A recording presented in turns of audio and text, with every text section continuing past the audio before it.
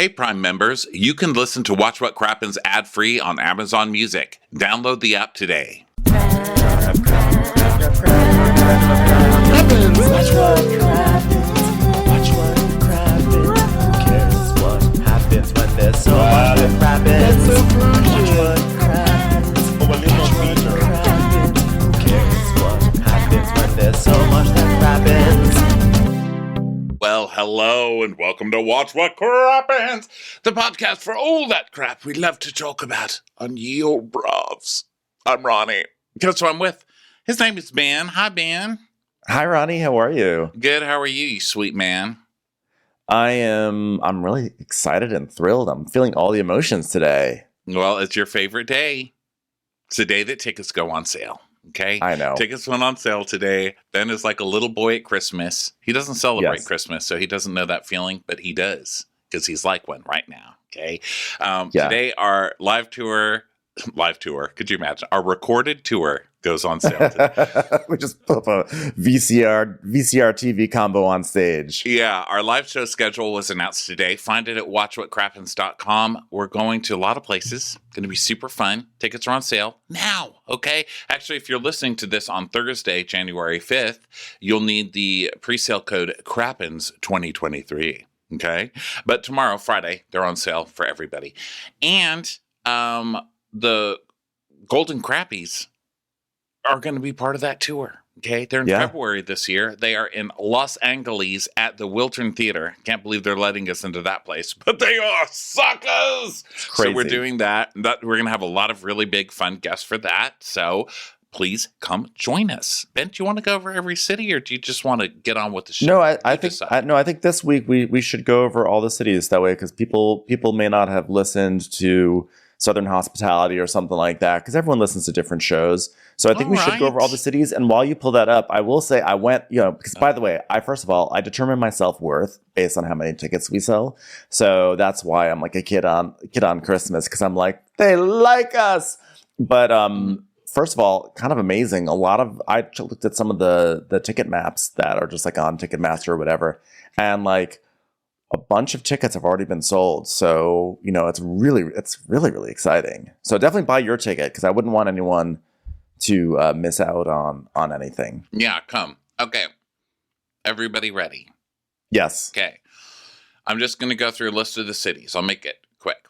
Austin, Okay. Texas, Dallas, Texas, Phoenix, Los Angeles, Charlotte. Los Angeles is the crappies, obviously. Charlotte, Atlanta, Denver, Salt Lake City, Seattle, San Francisco, Toronto, Philly, New York, and Washington, D.C. Go get your tickets, watchwhatcrappens.com. You'll also find links to merch. You'll find links to our Patreon. That is where you get our bonus episodes. This week, we're going to talk about Christmas and New Year's and all that. All the hijinks that went on. And also, that's where you get these Crappens on Demand videos.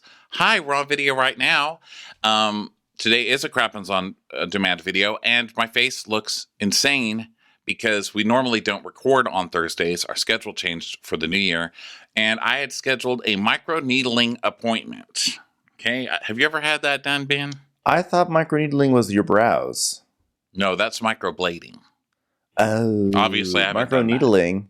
I still have my got old needled? guy Lebanese brows, but I got micro-needled. That's where they put little needles and they stab your face with. They had to numb my face. I didn't know they were going to. I went in there, they said, we have to numb your face. I said, what the fuck are you going to do to me? Am I going to cry?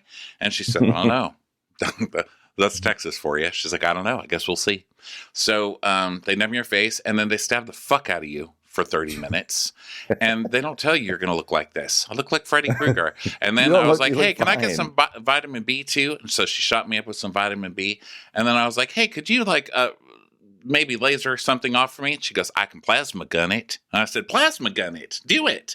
And then I said, how much Botox you got in here? She said, a truckload. I said, do it. Do me up. So I just feel like I just got back from the auto shop.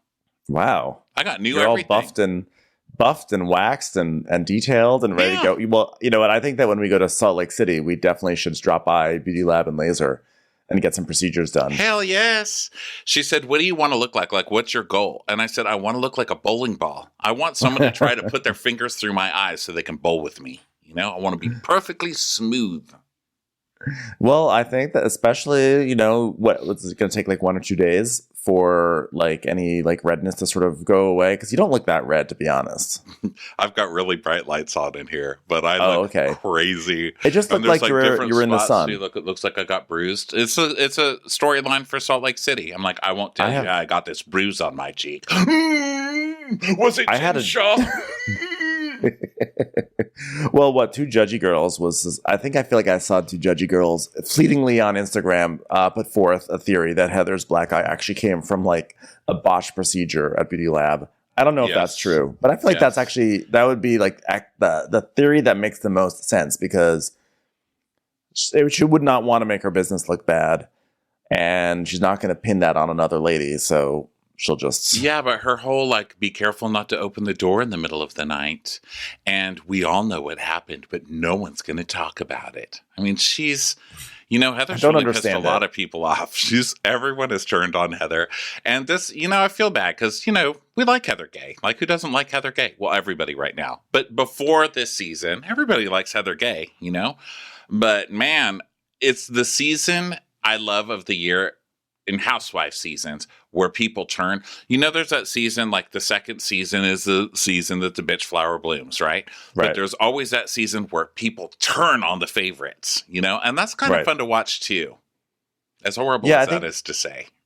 This black eye really is turning into a black eye on her reputation, because I think it's just people feel like people don't like being lied to. The audience does not like being lied to. You can lie to your co-stars and do whatever you want, but lie to the audience. And I think a lot of people in the audience feel very lied to. And people are like really, really, really upset. They're like, we're still not going to find out about the black eye. Yeah. It's like Lost, it's like a mystery that they're like, well, you're going to find out everything by the end. No, you're not. That's where they fuck you. And people are still mad at Lost. Like, they'll still make comments. Like, if you say Lost, they're like, fuck that show. They still hate that show. So a smoke monster gave her the black eye. That's what you're trying to say. Yes, I was going to say about lying. People don't like being lied to. Now, here's what an audience, a Bravo audience especially, loves. We love it if you lie to yourself, but don't lie to us. I love some delusion. You know what I mean? I love a Kyle Richards in like a negative size dress that she's never gonna, not because she's big, just because she wants you to think she's in this size dress. I like that. Right. Like, that's why I wear pants that are too small for me. I like delusion. I think it feels great. I love to see that on TV, but not about stuff like this. It's very bad, Heather. Very bad. Exactly.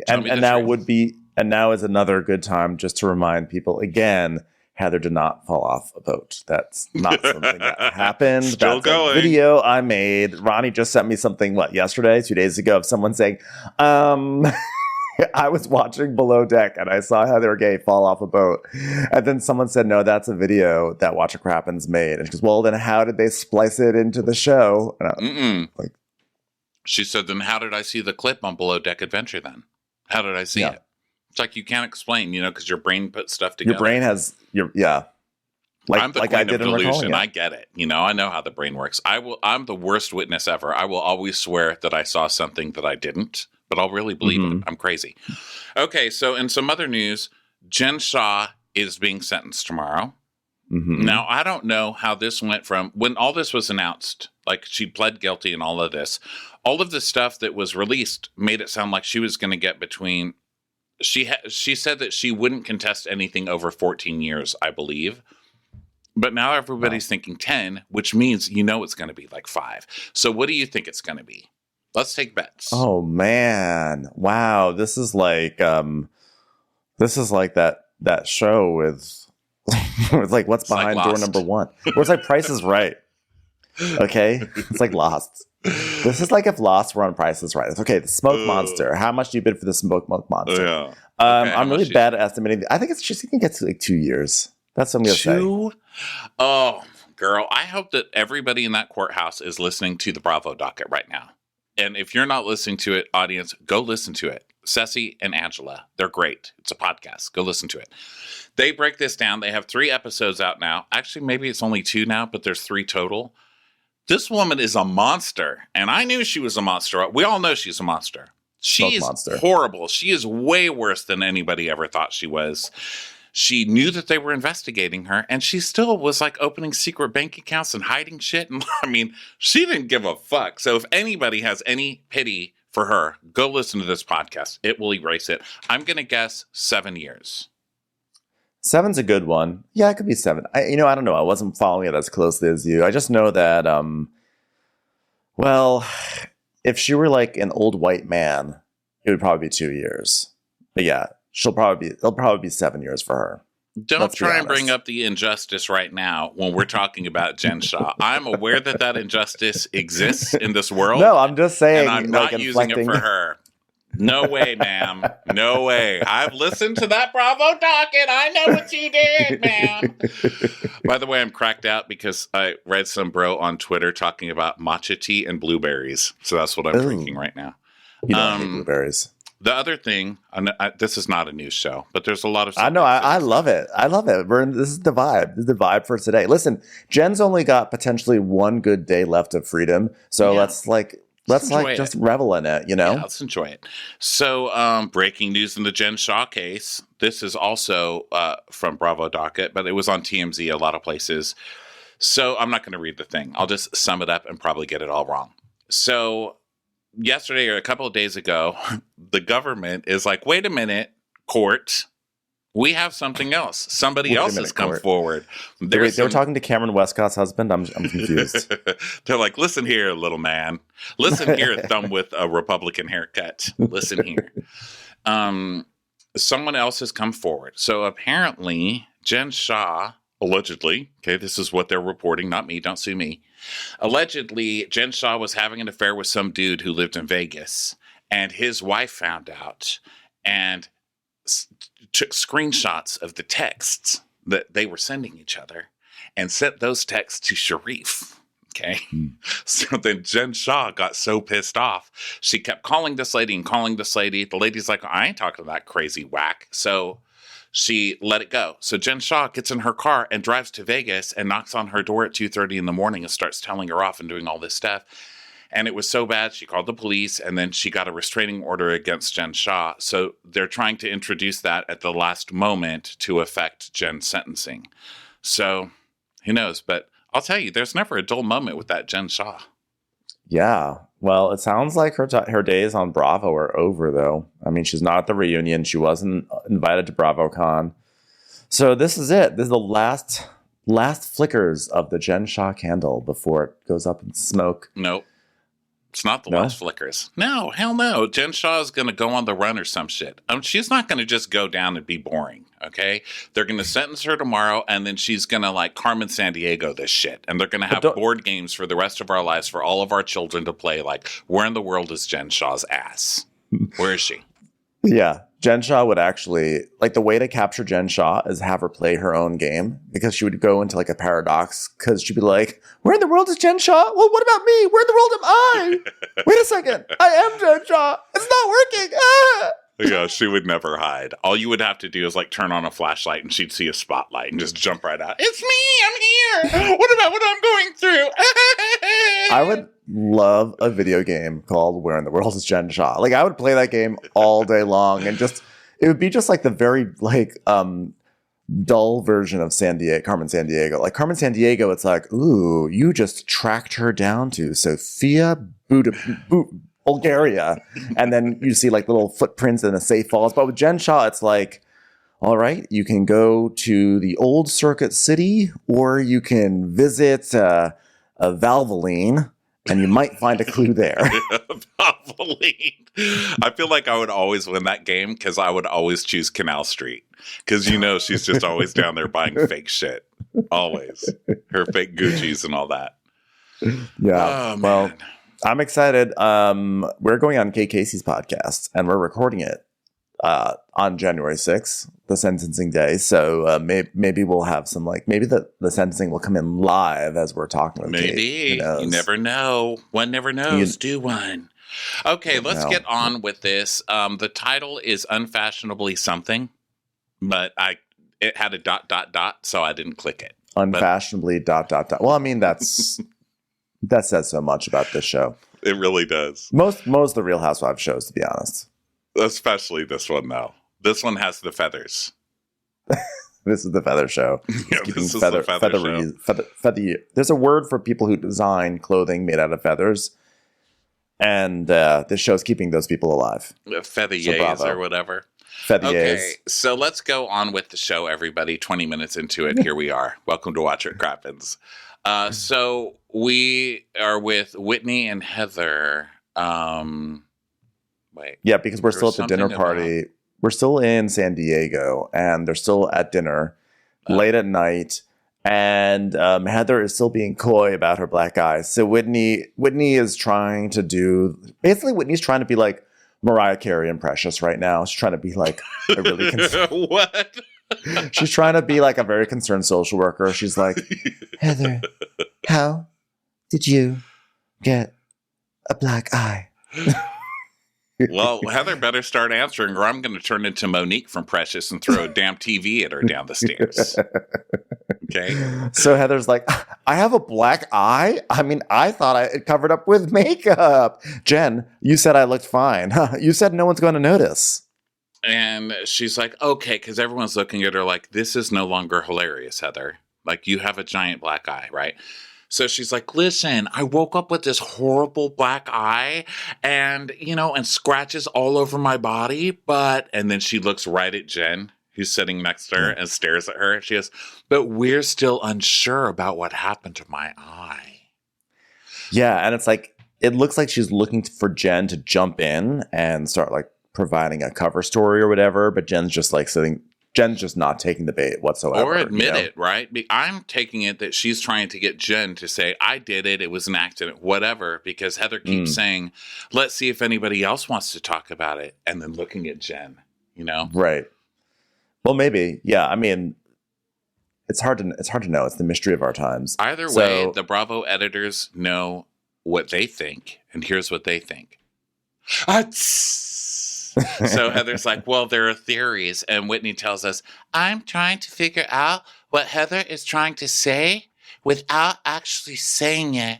So far, I have charcuterie, zebra jizz, jazz, ...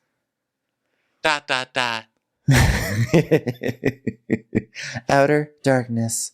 So Heather turns to Jen again and it's like, so what would you say, CSI? And Jen basically is like, I don't know. So Whitney's like, she keeps looking to Jen, which makes me feel like Jen, in fact, had something to do with the black eye. I mean, do you feel like she fell into something? And Heather's like, well, we reenacted like 6 or 7 different falls to see if like maybe that's how it happened. And then Meredith goes, wow. It's a battery. She was hit by a battery? No, Whitney. The salt in battery. Someone poured salt on her head and hit her with a battery? Okay, Whitney, that's enough. I hope it wasn't one of those ones that you have to plug in. I always get those batteries wrong. So Heather's, Heather reenacting the fall. Okay, Dexter, like this, what the fuck are you talking about? You went and stood in front of the door and reacted some fall with those sticks, those Hobby Lobby sticks by that door in the hotel room. So then she says, I don't want to talk about it. And Dana's like, okay, let's talk about, hey, Jen, I think we had a really good day today, Jen. And Jen's like, girl, I let you drive me. I put my life in your hands. Okay, I would say that's a good day. And Dana's like, yeah, but I want to come to an understanding because this trip has been a little awkward and we haven't been able to open up. So I wanted to like talk to you about that because like I just want to be real with you, Jen. These new housewives and their community theater. Listen, I love a community theater. I've done a ton of it. I know that shocks all of you out there, but I've done a ton of it. You still need a good director to do that. Someone show Dana how to start a fight. Somebody. Yeah. Well, by the way, something I'm confused about is that in the trailers, there was definitely, unless I'm misremembering now, there was definitely a moment where Dana, like, basically snaps back hard at Jen Shah. She's like, she sort of comes at her about going to jail. And we haven't seen it yet, and we did not see it on the previews for next week, and next week is the season finale. So I've been waiting really all season for that side of Dana to come out, and I thought, okay, well maybe it's gonna come out here, but no, it's just like I just want to be real with you, as real as I possibly can be with you. And Jen's like, who? She goes, well, it's someone that I really trust, that I've known for a long time. And supposedly they like know someone that worked for you, and they said your company or work you do is like very sketchy. I'm like, Dana, this is not new news. She's literally going to jail for it. I know. Dana's bringing it up like this is the first time anybody's ever heard of it. So Jen's like, who then? And she goes, yeah. And they like pleaded or whatever, guilty, the allegations. But now they're an informant, and they told me be very careful.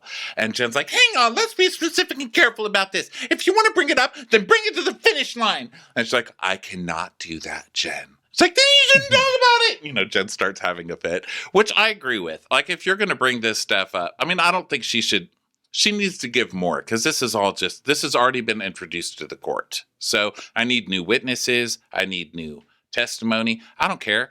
Get some tape and make a new tape outline of somebody on the ground. I need something new to look at or hear here, Dana. Yeah, you know what? If I were Dana, I just would have said, you know what? My walls are up because honestly, I've seen the way you act and you're a crazy person.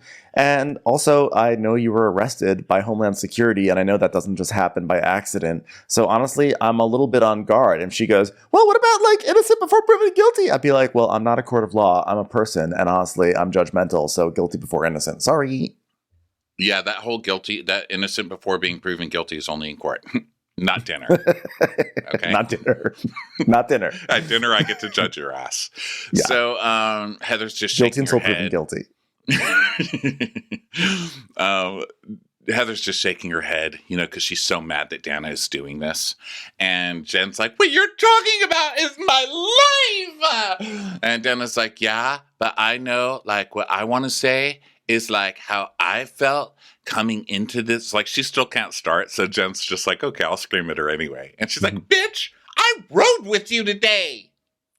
Like, that was like such an important thing that they shared a go-kart experience in the streets of San Diego. And she goes, check your source then. Okay, check your source. Because the Constitution says you're innocent until proven guilty. Period. End of story. And you know what else the Constitution says? Start a website for low dollars. Okay, because you'll need it when you're older. By the way, the Constitution doesn't say either one of those things. No. In case anyone cares. So there's a really long pause because she does a period. End of story. Which for some reason, people really listen to that. They're like, oh, hold on. Let's just take a period. The story is ended. Like, yeah, well, who am I to fight with the laws of grammar? I mean, it's the end of a sentence. It's the end of the sentence. I mean, it's not a comma. It's a period. It was very explicit about what happens next. I'm going to drink my coffee like it's a cocky and I'm Marisol. But doing what's her face voice? Meredith voice. It's time for a commercial. It's time for a Crappens commercial. So Jen does the Jen walk off because Jen's so thirsty, she never really walks off, right? She just gets up and then walks 2 feet away. So she's like still in the camera's view. And she's like, you're saying some bullshit with no backup. And she tells us, this is very serious to me. Dana, I don't know you. And apparently you don't know your source. And so Heather gets up. So they walk off together officially.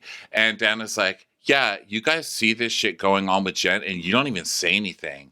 And Angie's like, I said something, Dana. I said something. You see where it's gotten me. You see where it's gotten me, Dana. You see. Everyone sees.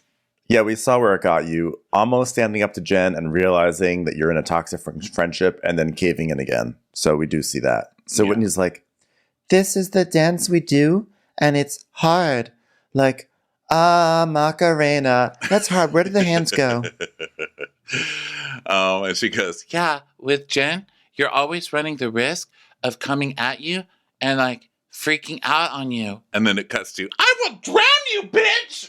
Because like Jen just threatening to murder everybody. And it cuts back to Whitney and she's like, it's very obviously the number one trigger is her case. Because it's a delicate balance between asking her about it and ticking her off. And then Meredith goes, well, Angie, thank you. I think I'm kind of done. It's kind of been enough for me. I'll be honest. I'm going to just sort of say this in a way that's going to allude to some deeper thoughts I'm having, but no one's really going to understand what they are because what the hell... what deep thoughts do I have in this moment anyway? Okay, I'll tell the audience. I mean, listen, I think we know these things. I think we know a few things from informants, but if I'm a guest on somebody's trip, the last thing I'm going to do is talk about the things that threaten their freedom. This is not like she's having an affair. This is you're going to prison for decades. Oh, not a laugh. Not a laugh moment. I'm very angry. As you can see, I'm getting up and trying to get water out of my ear. So very upset about that. So these people they're all nuts on this show. Like right now we see how nuts Jen is, but why are Heather and Meredith mad at Dana for bringing this shit up and then running to stand by Jen? They have not heard the Bravo docket yet. I'll tell you that. No. So Jen is in the bathroom crying. She's like, you're going to bring things that I'm going through with me and my family? My family? Which she uses as a shield every single time. And Heather's like, yeah, well, how long have you even known Dana? And she's like, I don't even know the bitch. All I know is she's got gray hair and I gave her a box of color. And then we see a flashback to Jen giving Dana a box of like Clairol, being like, so hey, rude. This is like a sisterly moment. Yeah, how is that a sisterly moment? That is so fucking rude. That's like you being like, Ronnie, happy birthday. Can I talk to you for a second? Got you a wig. Okay. Gotcha. Who does that? I guess I'll put this away right here. So Dana is like, well, guess what? The person that said that she knew exactly what they were doing when these allegations were happening. And this is like real ass shit. Like no motherfucking FBI is going to come down hard on that. Like, okay. And like your partner is not going to testify against you. And there's like multiple people who pleaded guilty. She keeps saying pleaded. I don't feel like that's the right. I think it's pleaded. Pled. I don't know. And no one's going to go as hard as if she's innocent. I'm not saying she's guilty, but there has to be something. I'm like, well, Dana, why didn't you say this when Jen was at the table? At the table, she's all like, I just want to show why my walls are up. And then when Jen is gone, she's like, and another thing, she's fucking guilty. Look at her face. She's got the guilty face, okay? Because she's terrified. She tried to do it, but then Jen started screaming and scared her. Also, Dana has some interesting words, like pretty consistently. And I'm starting to I'm like, listen to me talking. I'm the one with the craziest fucking words. I like adding them all up. So Whitney's like, what if she's proven guilty? What then? And Lisa's like, I can't let myself go there because I have to think she's innocent until she's proven guilty. Why? Why do you have to do that? So Angie's like, Lisa, I am right there with you on this. And Whitney's like, my answer is that if she is proven guilty, I will have to just sit across from her with an awkward conversation, but I'm willing to have a conjugal visit with her. And they're like, not conjugal. It's just a visit. And everyone just assumes that she didn't mean that, but it's Whitney. You know what I mean? She's first person to bring a stripper pole to the jail. I baked something secret into your cake. It's like, no, it's a cupcake with a... It's like, this is the sound of Whitney visiting Jenna jail. It's the sound of her ankles thwacking the plexiglass as she spins around on her pole. And then the editors give us my favorite. But this is like a dumbass. So Dana's like, it's not a conjugal visit, and I'm the one who just said pleaded. So, and Lisa's like, yeah, unless you hook up with her. And Whitney's like, well. So then we go to the bathroom with Heather, Meredith, and Jen. And Heather's like, listen, all you have to do to shut these girls up is be like, hey, let's talk about how Heather really got the black eye. And then they're going to be zip. Yeah. Like, so you're just openly admitting that you're making up some bullshit to keep the focus off of fighting with you? Come on now, Hev. Yeah, it's like a strange Hev, but it's also like a strange. It's just like a strange low-level Machiavellian scheme, and it's weird that we're just like watching it, watching their plotting. So then Meredith is like, Jen goes, let's do that. Let's do that. She's like, yeah, let's do and Meredith's like, wait, what? What? And Heather goes, yeah, because you know what? At the end, you say that at the end because that'll put the fear of God in them. So just say, keep pushing me, and I'll tell you exactly how the black eye happened, and someone will panic. Snitches get stitches. I'm like, what are you saying? Is she implying that Jen should also imply that she's the one who gave the black eye, and that if people keep coming for her, she's going to give out more black eyes? Because that's not really going to help in the whole I'm innocent vibe. Is that how you took it? Okay. No, just now when I read it right now. When I read it right now, this is an on the fly. It's an on the fly theory that I came up with as I looked at my notes. If she says, say, keep it up, and I'll say exactly how the black eye happened, someone will panic. What does that mean? I don't know what it means. I think she means that it's like an Agatha Christie thing, like the killer is in this room and I'm gonna prove it. It's like keep pushing me and I'll tell you exactly how the black eye happened. Wouldn't that be? Oh, I guess maybe it's not that. I was saying it was like that would be. She's telling Jen to say that, so that would be Jen suggesting violence. Like, you want to push me? You want to find out how that black eye happened? I gave her this black eye. You want one? You want more where that came from? Right, but then the someone will panic doesn't really make a lot of sense either. So here's the thing. I can't concentrate because Heather is the kind of person now that does things like this. You know what? Snitches get stitches. And then she starts like holding an ass and spanking the ass in the air. You know, she's like, yeah, snitches get stitches. Snitches get stitches. How do those two things even go together? Why are you spanking the butt? It's all chaotic. She's just leaning into chaos. So you can't really find out what's going on. That's the tactic. She's just trying to help Jen by making people confused. You know, she's just breeding confusion. Well, it works because Meredith is like, I am so confused at this point. I wish he would just say who hit her. At this point, it's just unsettling.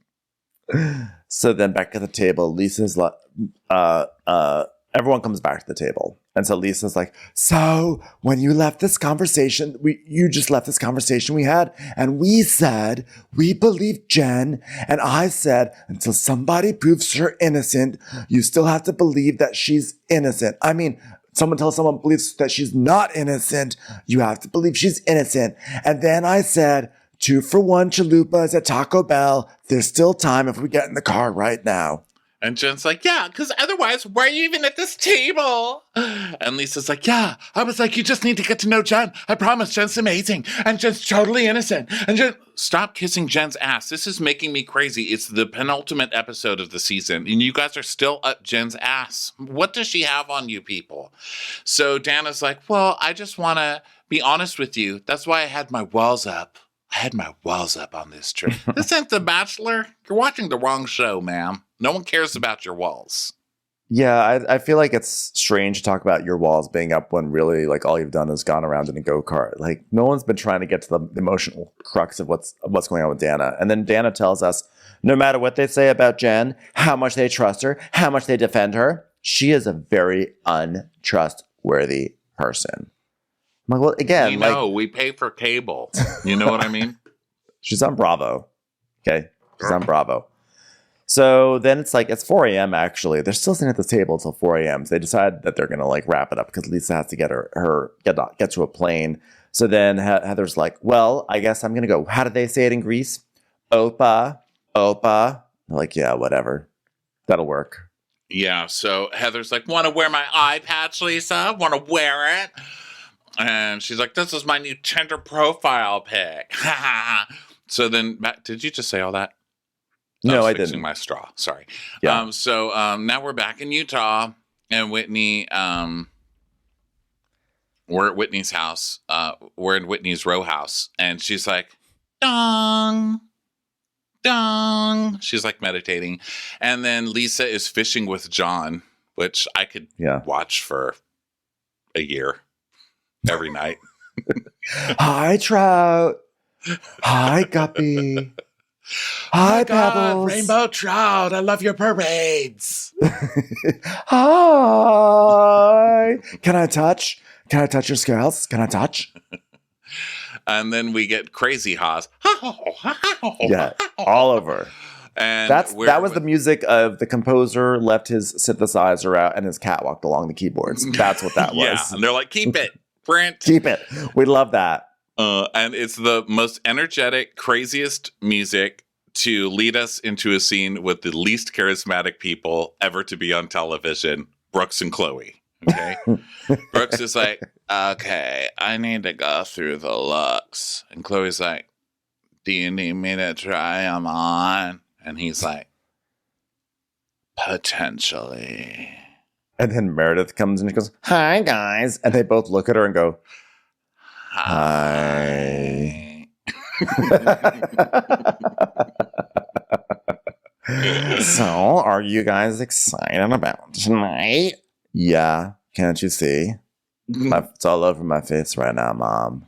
So, Mom, you speaking, you presenting, all of the above. Oh, I'm glad we're all wearing really stupid glasses right now, though. That makes me feel better. Yeah, so tonight is because they all have like different variations, like Hunter S. Thompson. So, are you excited for the mental health event? Yeah, sounds great, Mom. Can't wait. So, anybody pack the glow sticks? Let's do this. Well, I did pack several to-go containers of my famous white bean salad. I made it with Myra, my sister. I'm excited. The whole family's going to get together, which means we'll finally be able to slice a lemon again. Takes a lot of people. Tonight is the presentation for my sister's new foundation. And then we see a clip of her sister shaking her head, you know, like her sister as played by Sherry O'Terry. It's like Sherry O'Terry playing Meredith. Comes on the screen. She's like, I'm so glad we're cutting a lemon together before the mental health party, Mayor. She's like, I'm glad we're going to finally have a slice for our water.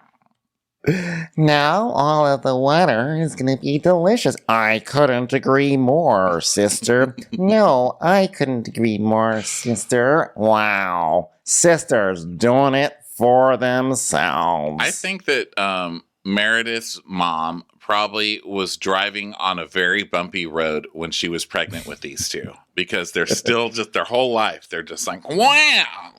Just bumping their heads. Well, let me tell you what I feel about mental health. Well, I'll tell you what I feel about mental health. It's important. I think it's important too, Ma. Next season, we find out that Meredith is actually the granddaughter of Katharine Hepburn. So now it's a mental health. And wait, why is that offensive? You're shaking your head. You're like, how dare you? How dare you bring Katharine Hepburn into this? Because she had a disease or something. That's why she did? Yeah, she had something. I'm sorry. Oh, I thought that was just Katharine Hepburn's. I thought that was just her vibe. No, but it's very hypocritical of me to give you that look, because I've made like 5 on Golden Pond references this year. So I don't like, you know what? Today it's gonna happen. I'm gonna make a Katharine Hepburn reference. You're like, Ben, too soon. Inappropriate. Fine. Let me just change. Okay, I'm gonna change it up with a different pop culture reference. We're gonna find out that they're the granddaughters of Lisa Gibbons. Doesn't make any sense, but I actually like the narrative. Oh, me too. Oh, Lisa. God, there's not a day goes by that I don't say, God, what's Lisa doing right now? Lisa with a Z. Yeah. Liza was pissed at that. Really? Lisa? There's another one with a shake. Oh, yeah. She's like throwing a vodka bottle at Now Lisa that's Gibbons. what I could get behind. Liza Minnelli as the grand matriarch. Like, that actually makes sense. Hi, kids. Hi. Hi, kids. It's Lisa with a Z, not Sheila with an I, not Sheila with an A, not Lisa with a Z, bitch. You gotta ring them sweatsuits, gotta ring them sweatshirts. Oh, God. Okay, I don't know why I wrote this, but I wrote, it's a Meatball Health Foundation to help people find the proper fit. I think that's a typo on mental, but that's fine. Know, but it's not a good... I love the idea of Meatball Health. Guys, I finally come up with it. I'm starting a Meatball Health Foundation. It'll have an IV bag full of marinara. I would love to see Meatball ER. No. Featuring Kyle Richards. Guys, I'm so excited. I just landed a role on Meatball ER. I play a nurse on a few episodes. Well, if you need any advice, I play the role of designer at Buca de People. Code red sauce. Meatball coming in right now. George Clooney, I could eat you with a spoon. I think I will. So then Brooks is like, I'm really stressed. Like, people prepare years in advance for this, and I'm doing it in under like 48 hours. Meredith's like, I don't think people prepare years in advance, Brooksy, but maybe. Brooks, how long have you been at school? It has been over a year since you released one goddamn sweatsuit, and you're going to tell me you've done nothing since then? Nothing? You've done nothing since then? I know you did your mom's blazer bathing suit that she got into the hot tub in earlier this year, because that screamed Brooks. Right. But I like Chloe saying, you think this is like Paris Fashion Week. It's like a Utah museum event. Yeah, I like Brooks trying to make it seem like he's in Project Runway. Being like, normally people spend months doing this, and I only have like a day and a half. It's like, we're not feeling the stress. So, Brooks goes, yeah, no one in this family understands the stress of running a business while finishing college. And Meredith goes, huh, really? Because I did it. And Chloe goes, oh, snap. Well, kids, seems like there's a lot of good times being had in this kitchen. So who wants some white bean salad, am I right? Oh, wait.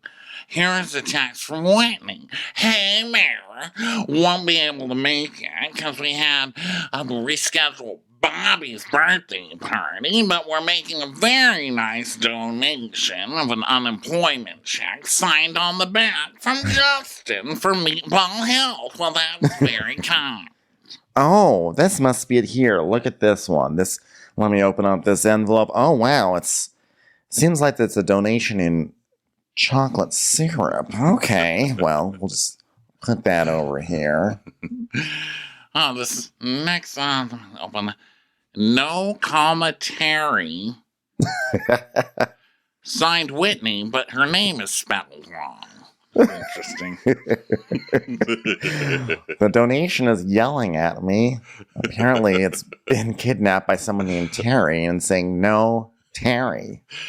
It's time for a commercial. It's time for a Crappens commercial. Whitney was on Watch What Happens last night with Julia Fox, so I had to watch. Because, I mean, Julia Fox and Whitney together? Like, what the fuck? So the booking on that show is hilarious at all times. I was like, what? I mean, I was wearing false eyelashes when it started, and they were gone by the time it was out. It was just like a vortex sucking everything out of you watching that show. So, really interesting. But Whitney, one of the questions they gave her was, so Whitney, how come you can't pronounce Hilling and Rill? Isn't that funny? And she's like, well, it's because of my Mormon ancestors from Utah. Like, the pioneer people came to a mountain town, and that's where I lived, and that's how they pronounced it. It's like, oh, okay. Okay. Blame the Oregon Trail or whatever the shit. Oh, okay, Whitney. Julia Fox was like, I was just about to use that answer for my next question. Julia Fox is a wackadoo. She was pretty funny, though. She's a nutcase, but I was like, why? Who is this? Why? What has she done? You know? But then by the end, I was like, oh my God, I stan. You know, I do still have that invite her to DN the Crappies. Yeah, hell yes. I Julia have Fox? DN in me. Yeah, I was like, hell yes, Julia Fox. I love you now, girl. Julia Fox, you were formally invited to the Crappies at the Wiltern Theater in Los Angeles. She was really funny.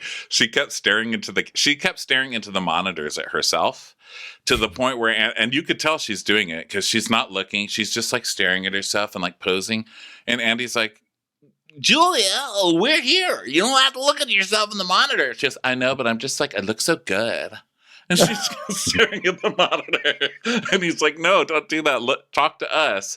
And so she refused to. The whole time she either looked in the monitor or straight into the camera. It was hilarious. Did she have the raccoon eye thing still going on? Yes. She said that it's a trend that she started. And like everybody follows her trends. And they were like, she told some story about, they're like, what are the best things you've ever gotten on? Or like, what's your best date that you've ever been on? She's like, private plane, like Chanel bags, like, and he goes, well, with who? And she's like, I can't tell you, but like, obviously it was an A-lister. It's like, was it Kanye West? Because who else has she dated? And it was so weird and funny. And she didn't seem to like Whitney. And Whitney didn't really seem to know what to do. Very good episode, guys. I love that energy. Yeah, it was good. Okay. Back to the stupid glasses family. So Meredith has invited Lisa Barlow. And Lisa Barlow got a ticket. And Meredith is very grateful. She's like, well, she's there to get the press from it, of course. It's like, the lady's like coming to your mental health thing, okay? Yeah. Hold on. Yeah, and you want her to have press from it. So, and Chloe goes, and she's like, by the way, if she starts talking to you kids, you sweet little adorable toddlers, don't worry, just say boo boo wow wow, and mom will come over and save you. And Chloe's like, yeah, you don't need to come rescue your garbage whore daughter. Brooks's words, not hers. Yeah, I was going to say, she never said that. She said that about your mom only. Okay, she didn't touch the children. So Heather is now at Angie K's, and they do the whole, hi. Oh, Angie H. Hi. Hi. Yeah. There's a lot of like that sound amongst the people this year. That must be like a Salt Lake City accent thing. The how are you doing today? Yeah, there is some of that. Like the dentist. Miss you. It's like the people who do services there, like the dentists, they kind of put the teeth in too big. And then the face people, they put like maybe a little bit too much filler in. You know, it's like their services are a little behind the times. My theory is that since a lot of them are Mormons and they're not allowed to smoke, they like to pretend they're smoking, but they don't know how to do it. So they're going quietly because they think that that's part of the smoke. Like, they're like, I miss you. Welcome. I miss She's like, you. Welcome to my home. Let me see that eye. I knew to look for it. I knew to look for it. When did Angie H get a hole in her throat? She's like, would you like to come in? So let's see. I can only imagine how unappetizing this is for the listeners. Like, next week on Meatball ER. We need to give this meatball a tracheotomy right now. Yeah, this show is for people who like pain. So Heather is like, yeah, I'll do a Paloma, okay? Oh my God, Domino, I can't do your crusty puss eye, because the dog is old, I guess, and it has these big, like, Michael Darby eyes. They're just like, not Darby eyes. They're like crusting down. You're not really one to talk right now, self-abuser. Well, that's why making abuse a storyline when it's probably not even one.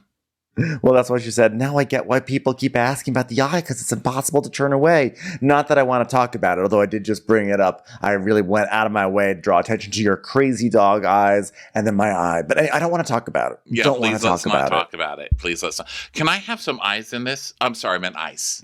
Ice. That would be great. Would you like a straw? So then Angie had gone to Whitney. Poor Whitney. Poor Literally. Whitney. Truly. Whitney had a Wild Rose event that Bravo didn't even put on TV. And this lady is banking on Wild Rose now. Now that Justin's in Hershey syrup hell, you know, she's the only income, and they're all banking on Wild Rose. And Bravo did not even put it on TV because Bravo likes to drag your ass down. They're losing Jen, so if they're coming back, they need next season is Whitney, you know, back on the pole or something. It's going to be like Whitney's poor now. You know, they have to see somebody crying and sobbing every episode. Yeah. Whitney's gonna volunteer. I got a new job. I'm an air sock at the airport. I just hang on the pole and wait, see where the wind blows me. So Angie is like, well, Auntie Kay told me about the trip, and she said it was wild, just wild. And Heather's like, oh my God, stop looking. It's just a dumb black eye. Do you have any recollection of what happened to you? I'll be Mariah Carey now. Do you remember? Let's talk about the abuse. And Heather's like, no. All right. Well, there's a part of me, and tell me if I'm wrong, that you're protecting somebody. And the last people who were with you seen at the crime were. Well, it was Heather's me. It was Angie K. Jen. Why did you say Jen last? Why? Because I was coming up with a list. Like, so Heather's like, Angie's like, oh, you know what? I told Chris. I told Chris about what happened. He said, he was like, holy shit, did somebody do this to her? And this is out of love and concern. If someone did this to you, it's not okay. Will you ever tell me? and she's like, no, I won't. And the producer says, is there part of you that hopes that someone else will just say it? And Heather says that she just wants it to go away. And Angie's like, so you're saying that somebody hurt you, you just don't know who. And she's like, hold on, let me look away. And she's like, don't protect them. Don't protect them, Heather. And then Angie goes, well, she tells us, she goes, I don't want to point fingers, but Lisa and Heather have had issues. So now you don't like Lisa Barlow, so now you think Lisa Barlow punched Heather? Come on, you guys. This fucking cast. And she goes, and I've seen Jen's temper. So I just don't know. To be fair, you saw Jen's temper because your husband made up a fake account with her name to go fuck with other people now. Yeah. Well, I just hope that you're getting the appropriate guidance and care that you need. And if you ever need it, we are there for you, just like we were there for you to bring you onto a yacht in Norway. Okay, and I am there for you. But if someone did this to you, you do not have to protect them. The people you do have to protect are the people who did not get invited onto the cast trip and now whose careers on Bravo are in jeopardy. Okay, you hear what I'm saying? And Heather just gives like a forlorn look. She's like, I'm forlorn. So then Whitney is with her kids and they're gathering around looking at picture books. And she's like, this is me at your age. I'm on a merry-go-round at the carnival. Mommy, why are you riding the pole? That's how you do it. What? There's a child on your head. Yes, because I'm going up and down. And here I am at the fire station in kindergarten field trip. Well, at least that one makes sense. Here I am volunteering for Greenpeace. They told I was in it mainly because they said I'd be a tree hugger, which is sort of like being a natural pole dancer. Here I am in Australia. This koala tried to take my pole. So stupid. I'm sorry, audience. We'll cut that. So they're looking not a lot at pictures. of visual pole jokes to make after that. You know, and she's like, I'm realizing a big part of my journey is letting go of the bad and remembering. Line, what was it again? Forgetting the bad, getting the remember. So I go down memory lane. It's cathartic. I thought at first it was we were talking about a girl named Kathy who lived in the Arctic. Turns out it's a word, cathartic. So I met Kathy because I went to the South Pole. I think you know why. So now anyway. I thought they were Catholic aardvarks. So Curtis, this cheeseball calls. I don't trust Curtis for a damn second. Okay, now if this show's storyline is going to be people screwing you over online, Curtis is definitely a scam likely. I'm sorry. That guy gives off total scammer vibes. Yeah. So she's showing him photos on FaceTime and she's like, do you remember this girl? I don't remember. It's little Molly Mormon. And yeah. So she's showing him all these photos of childhood and everything. And she's like, how did you get past always dwelling on the past? And he's like, says, oh, well, he goes, I've always identified with the future. My pronouns are will and to be. So, because that's where I'm headed and I can do something about that. I can't do anything about yesterday, but even though you're getting in touch with your feelings from the past, well, he just goes on and on about like, move forward. You can't do anything about the past. The past is in the past. Embrace the future. There's new friends to be had, new relationships to be had. He's giving her this like come to Jesus talk. He's like, yeah, you just need to look towards the future because you know who's out there? People you haven't even met yet. And then she gets a cameo notification and she's like, yeah, sorry. And he goes, I'm like, you know what I'm like? I'm going to pour into people who pour into me. That just sounds like a disgusting, messy kitchen to me. So how much chocolate syrup does that involve? I don't want Justin to get fired again. So she's like, when you choose to work on yourself and grow, it's interesting to see what happens to the people around you. They either grow with you or they get black eyes. I feel like that is what's going on with Heather and I. I hope at some point our paths come back together. Yeah. And so I think this was supposed to be like the button on her whole storyline about the past, right? She just like realizes she just has to move on. So then we have Jen's on her laptop with her therapist, Ernest. And just in case you guys don't remember that Jen is really a victim in this and a hero in a way, there's a giant painting of Martin Luther King that she films right in front of for this scene. I mean, Jen, you are just fucking shameless. My God. So then she talks to Ernest, her computer therapist guy. And Ernest is like, so how are you right now? It's like, Meredith's uncle or something. Like, how are you? And she's like, I had a really rough night. I didn't sleep well. Well, I hope not. That's like the first decent thing you said all year. Yeah. And she starts talking about how like she's coming back from San Diego. She's back to reality and that like she's inching closer to trial and she's facing uncertainty every day or a lawyer's going to call with new information. And she's just going into a deeper and darker place and the depression and the anxiety. It's paralyzing.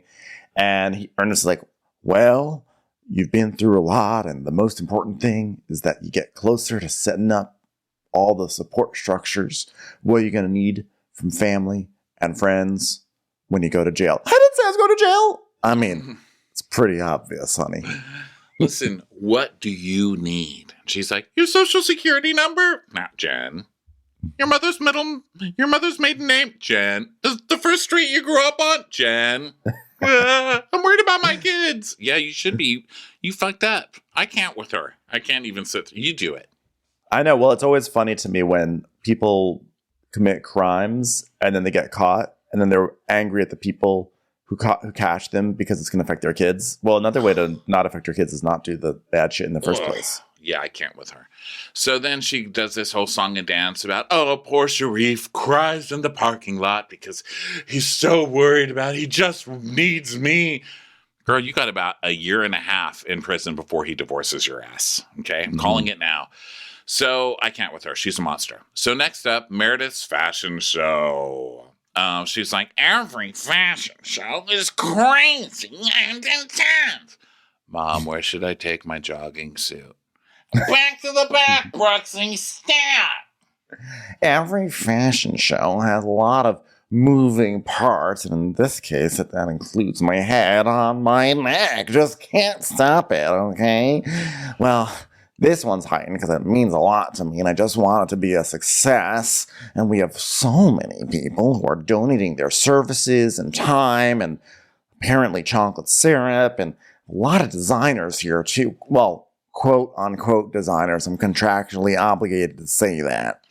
Including Brooksy. So it cuts to Brooks backstage, and a male model is wearing one of his like Walmart jumpsuit with like a NASA logo ironed to it. I noticed that it looked like NASA logos to me. It looked like the NASA thing on the Target shirt. Yeah. Yeah. It looked like one of those iron-on things your mom did for you, when you were a kid. She's like, you're a spaceman now. Go out there and you tell those bullies, beam me up. So Brooks is like, I think it looks fire. Yeah. Well, it takes a village, but we're here and I couldn't be more proud. And hold on, This is in from Seth. Seth says, make sure you say it takes a village of Whitney's breasts. Seth. He's such a charmer. So then Myra comes in. She's like, Myra, I think it looks great. Well, I think it looks great here too, Myra. It looks amazing. Myra, it looks great. And then Dana and Angie K show up. And so Meredith's like, okay, friends ofs, come over here. All right, well, welcome to the show. I haven't really had a time to formally introduce myself all season, but anyway, you guys are new and you're not full-fledged cast members, so let me just say this. I'm not mad, okay, but it was a lot, okay? It was a lot for everybody, and I'll be totally blunt with the two of you non-cast members. I'm not angry, I'm not angry, but I'm a little mad, a little disappointed, not mad. But I was a little mad. Not mad, though. Not mad.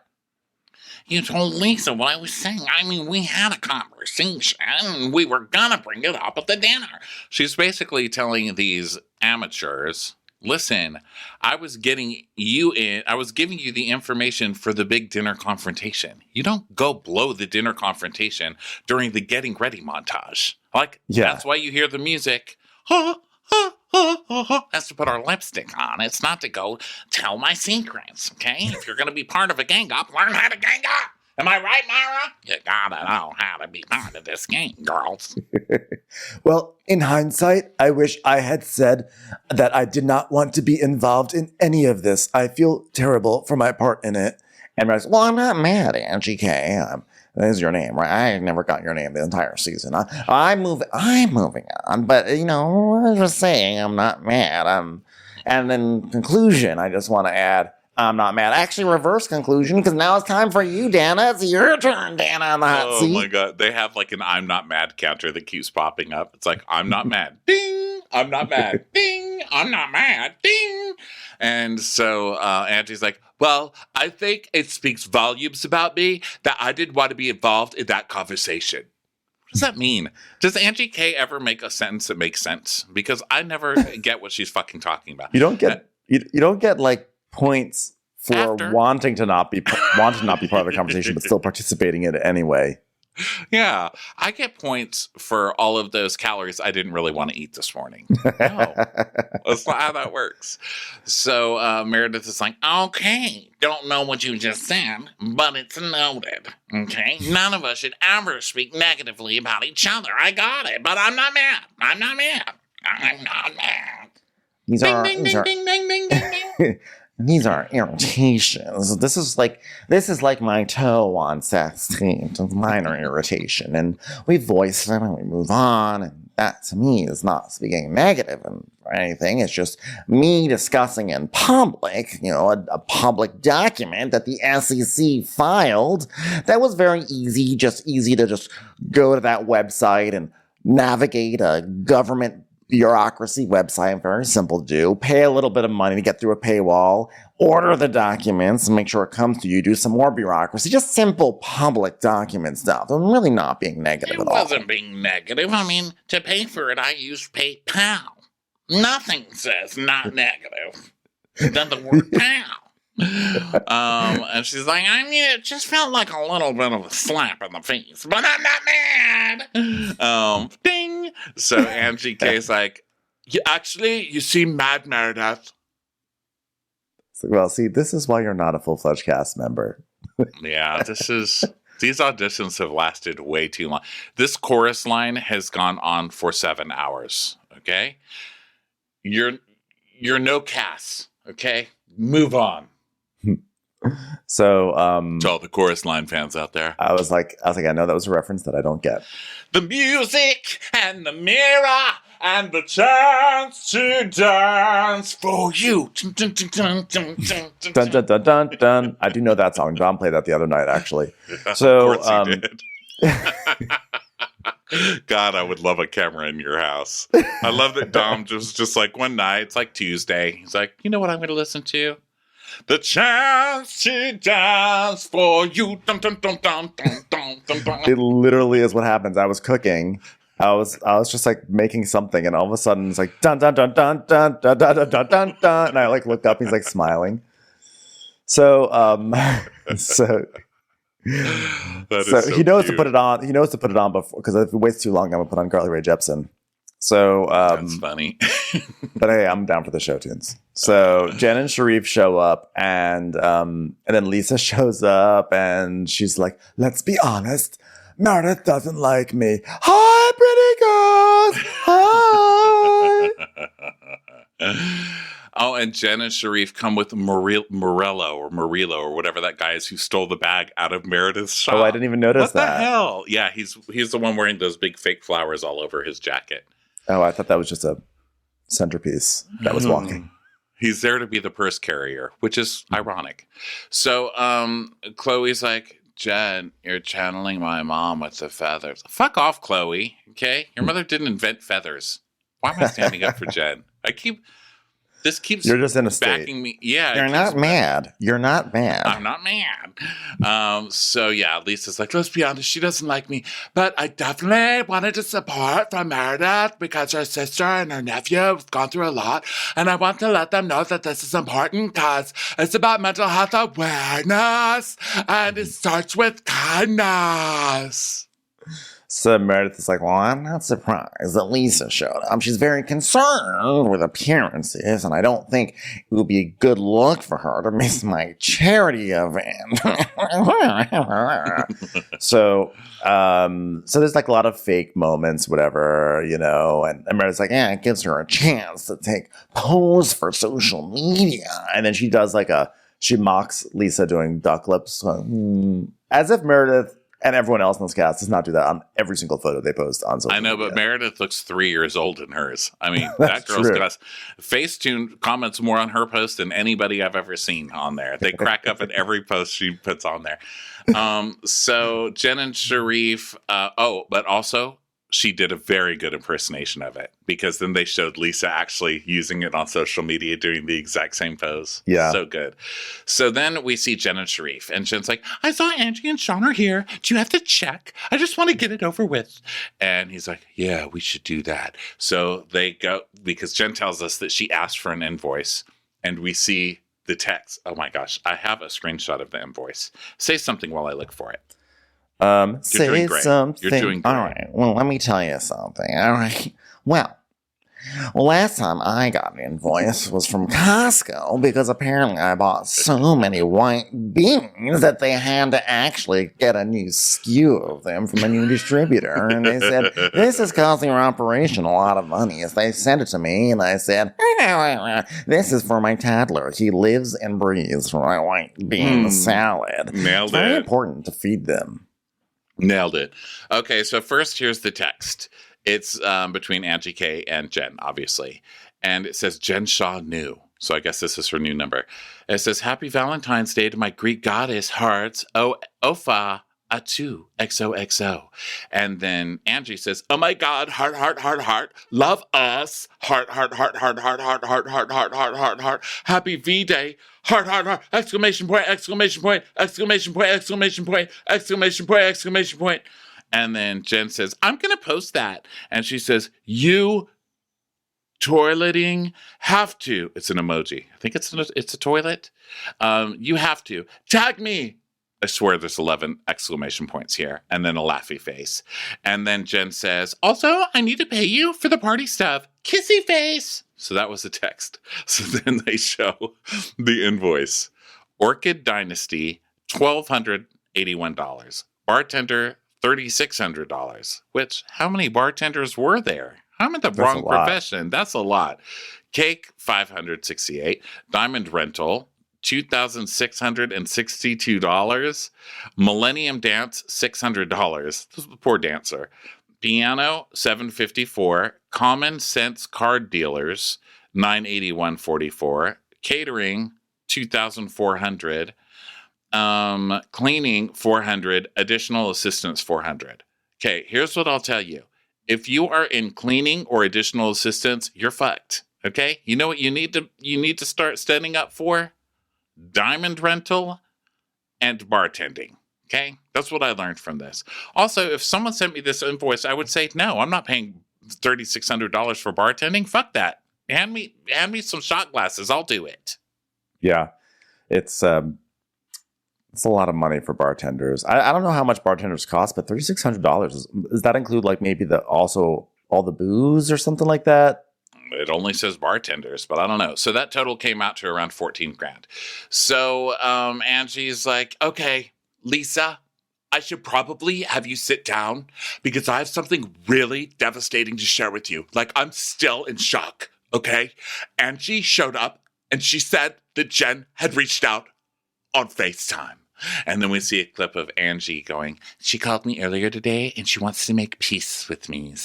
And Angie's like, great, peace. But you know what? If I'm going to stand up for somebody and then they're going to go back and they're going to do that, if that's what's going to happen, like, you're mad that people are trying to make up? This show's nuts. Yeah, I actually kind of get it because she's not mad that they're trying to make up, but she's mad that like, you came at me so hard about like, you know, being friends with Angie or whatever. And then you are like, you go back and be friends with her. But like I could understand that frustration. It's like, yeah, but Angie was one of the ones saying you should make up. Like, you guys need to calm down, fix this and work through this. Like, they all say, well, I think but it's also that that Jen just like roasted Heather for the Angie situation, like really, really roasted Heather. And then all of a sudden is like, okay, cool. Let's be friends, Angie. And it's just kind of like that she just can go so hard at someone and then all of a sudden change her tune. So like when she's asking for you to make a choice between Angie and Jen, and then like maybe someone does make that choice, maybe someone does burn some bridges and hurts friendships, and then Jen just doesn't care. She's like, oh, you know what? I decided I want to make friends with them, and it's like that total that inconsistency where other people, there could be just like shrapnel from it, but Jen doesn't care. So I mean, look, I'm not mad, and I'm definitely not standing up for Angie K too hard on this, but I'm like, I can sort of see why it'd be really like frustrating to have to deal with this all the time.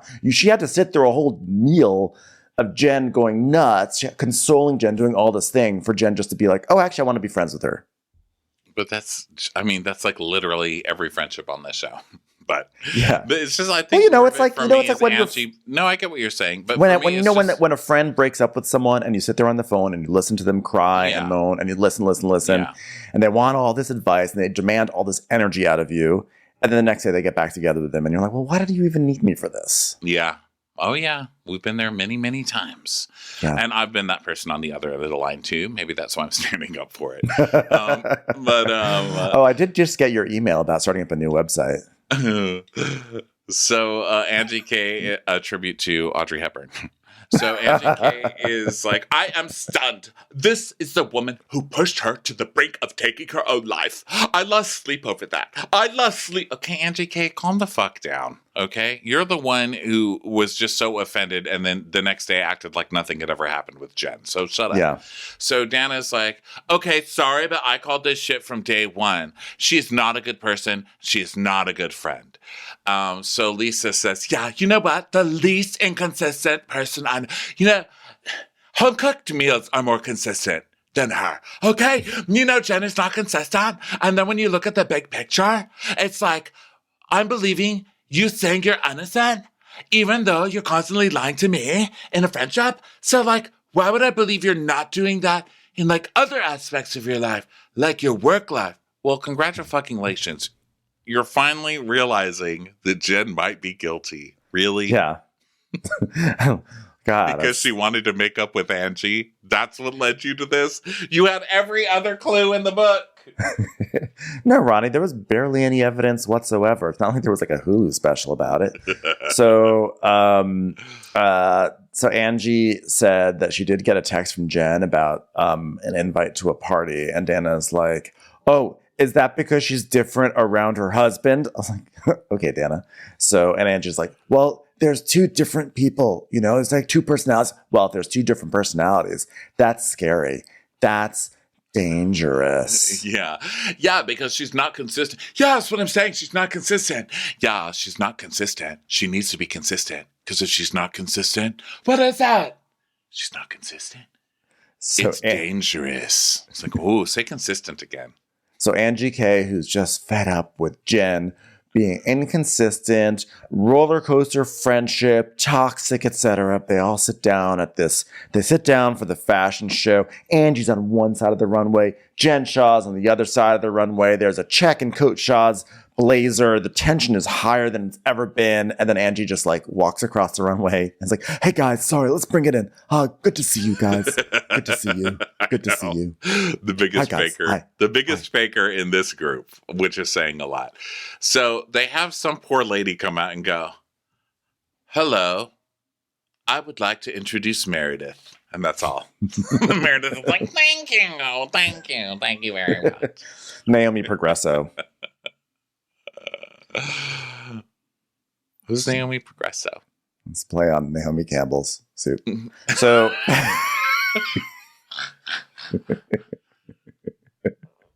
she's just the Salt Lake City's version of Naomi Campbell is Naomi Progresso.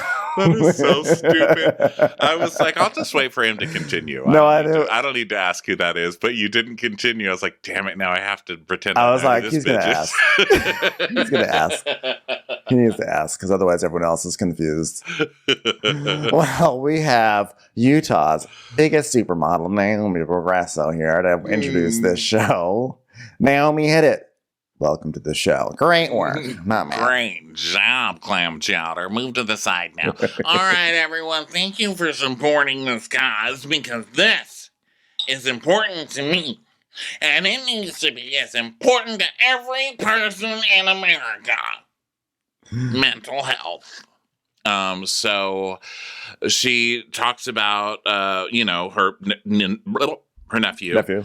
And, then we see a design show, a fashion show, or whatever. Brooks's stuff. I'm sorry, okay? I'm sorry. Those are Alibaba sweatsuits with fucking ribbon taped to them. No one can tell me different. And now he's added an oversized blazer that's emblazoned in Brooks marks. I can't. Yeah, with a little stripe that goes across, etc. And then just like, I need that one, I need that one, I need that one, I need that one, I need that one, I need that one. I was like, she just counted the singles at the bar, right? I need that one, I need that single, I need that single. So Brooke's like, I got you. So they're all very happy and proud. Meredith is like, well, I'm at least this time we can give Jen more than just one tracksuit. I know, Jen, I don't know that you really need to be asking for free jumpsuits. You're about to get a really thick one, We're going to have sort of a single look wardrobe soon, yeah. So Jen and Sharif go pull Angie and her husband aside. And they're talking about how great the show was and stuff. And wait, is this a part? Okay, yeah. Yes. So then Sharif does it. Sharif comes off as very phony to me here. He's like, now, look, I know you're about to get going, so listen, I just wanted to make sure that I took care of you guys because it really bothered my heart that the situation happened the way it did. So please, here, take this. Why don't you just publish a fucking Publishers Clearinghouse check? This is money that you guys owe. Stop acting like you're doing some huge fucking favor out of the goodness of your heart. And you're such a good person because they're such rotten assholes for pointing out that you've had yet another party that you don't want to pay for.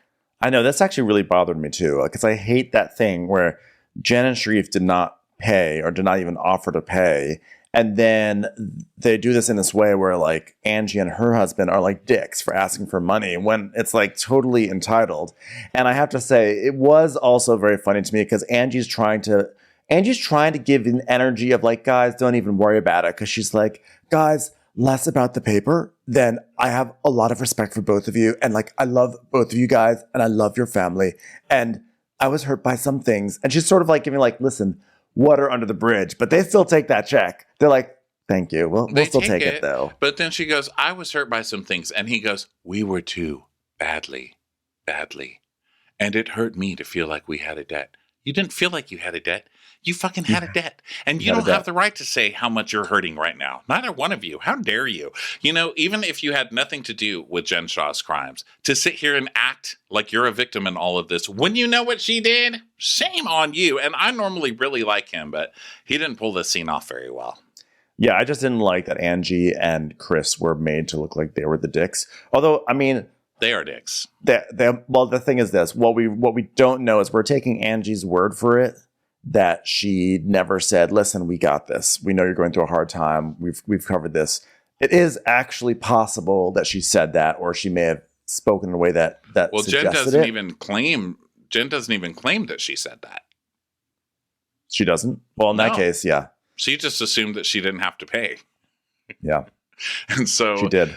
He's like, yeah, it hurt me to feel that we had a debt, and I didn't understand that to be the case, and I want to rectify that, which I thought was funny that he used the word rectify, because that's that show about that guy who's in prison. So then Jen's like, tells us, it's not about the money. It was never about the money. I mean, hell, I got out cheap, okay? I hope Coach doesn't find out I spent $80K on party for Meredith and $13K for him. And Angie K is like, all I know is I'm going to run to the bank after this event and cash this check before the government freezes her account. Yeah, better hurry. Another, completely loyal moment from Angie. Another consistent moment from Angie, I guess we should say. I think they're all just like, we'll be nice to Jen now because she's going to be gone for 30 years or 2 or 7. So now Whitney at home. So Heather arrives, and Heather's like, oh, I didn't know if I should ring the doorbell or if I should walk in, because it felt like I couldn't just walk in, but ring the doorbell felt so formal. So I don't know. I mean, this whole thing is like, it's like a black eye in our friendship. I don't want to talk about it. Please let's not bring it up. About it. Yeah, please.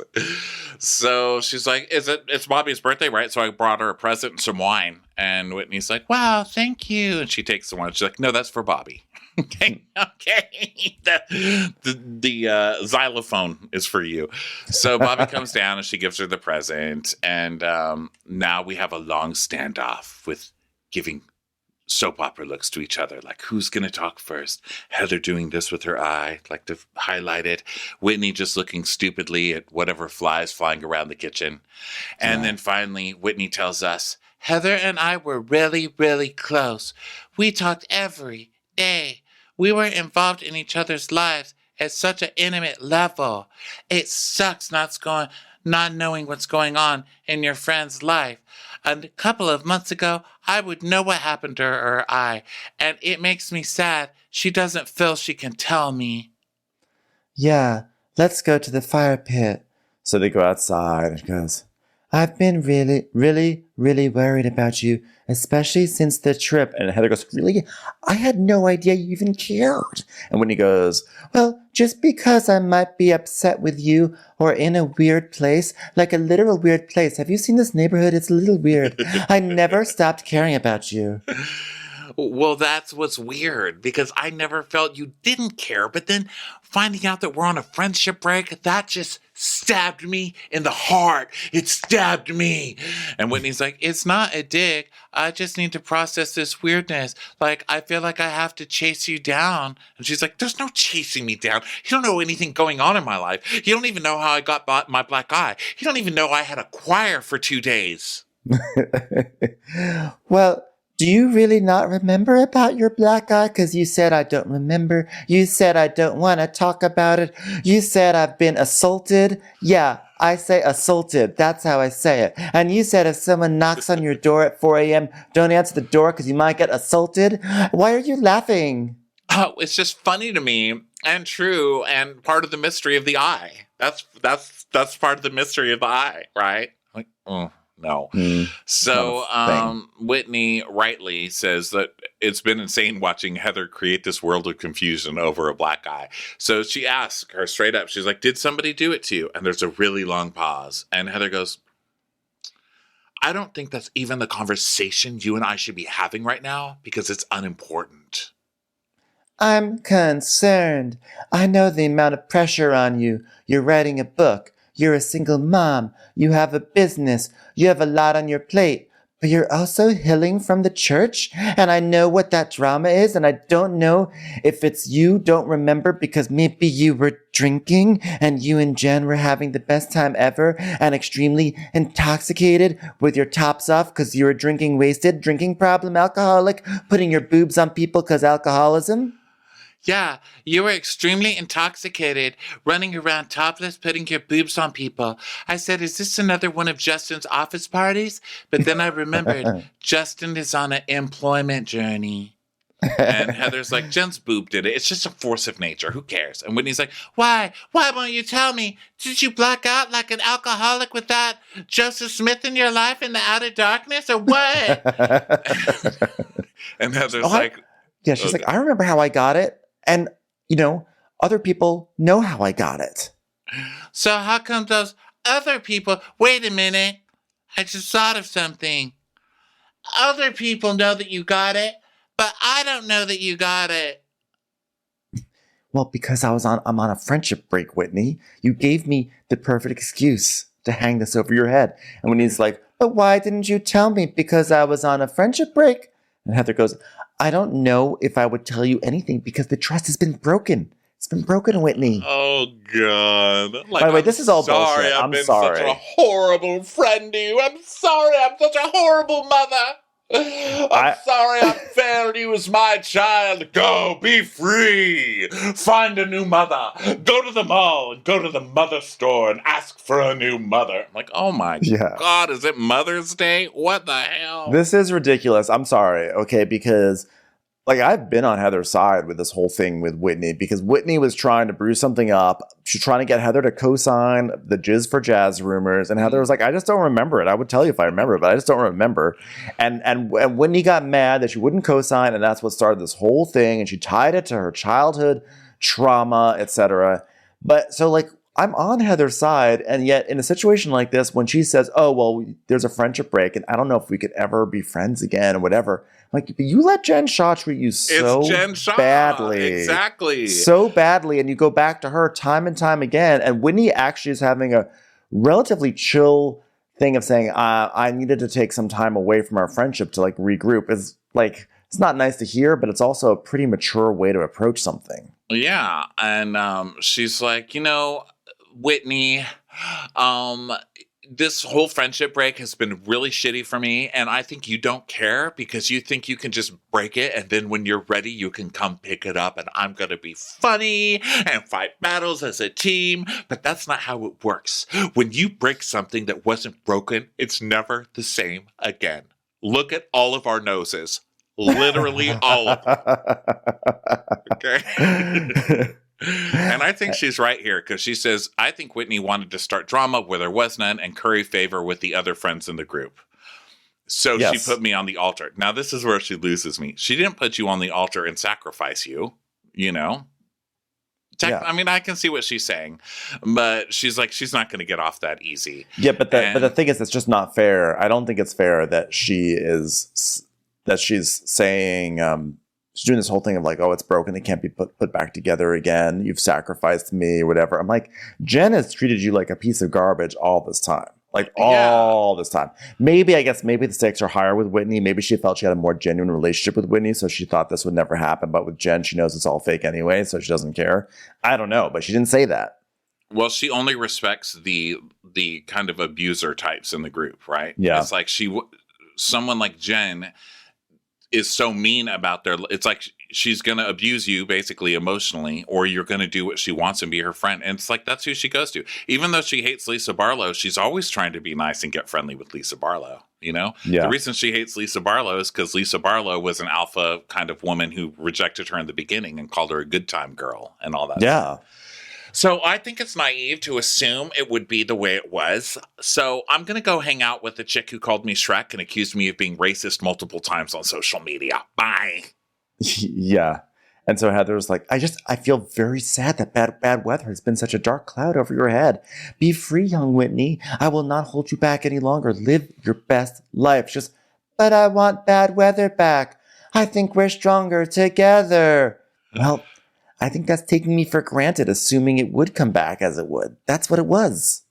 And she's like, let's just love each other, but give each other space. And Whitney's like, just giving a dumb nod, like kind of looking off into the space. Like, if Whitney were sharper, she would have realized loving each other, but giving each other space is exactly what I meant by friendship break.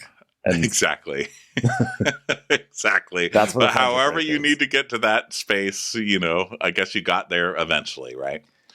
So next time on the season finale of Black Eyes Choirs, memories that may or may not even be there.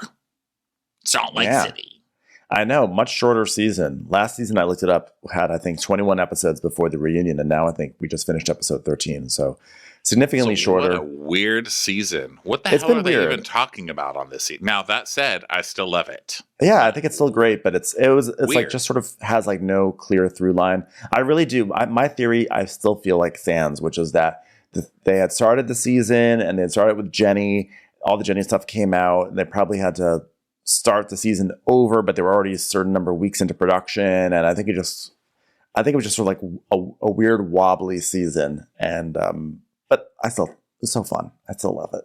Yeah, funny show. It's one of the silliest shows on the channel. And that's saying something. So everybody, thank you so much for being with us, especially on Crappens On Demand. Love you. Come back to see how my face heals next week.